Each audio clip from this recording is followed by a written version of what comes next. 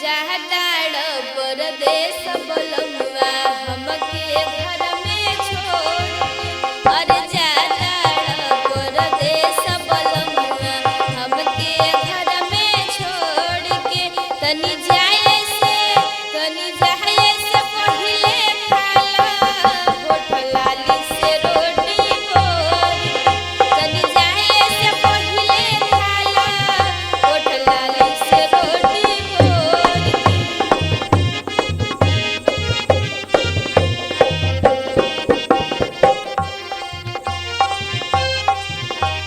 रही मुफरेस हरदम रही तजा एकर ले निमन कहीं मिली नहीं मजा।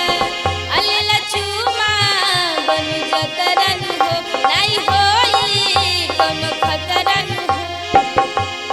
लहकता जहवानी के अगिया गइली जाला छोड़ के। लहकता जहवानी के अगिया गइली जाला छोड़ के।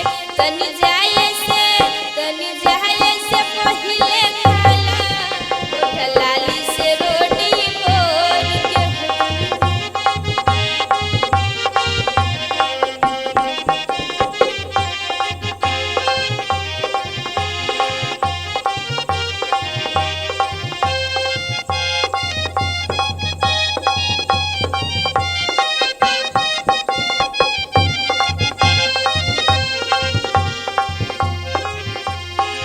खूबे चुनिया के साड़ी पेन्हनी हनाया एक बार खाला की तर जाई पाया।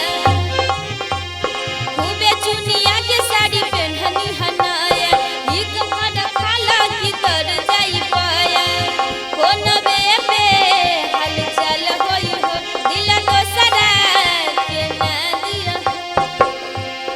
याद आई ये बलमुआ तोहरो प्यार कइल का भोर से।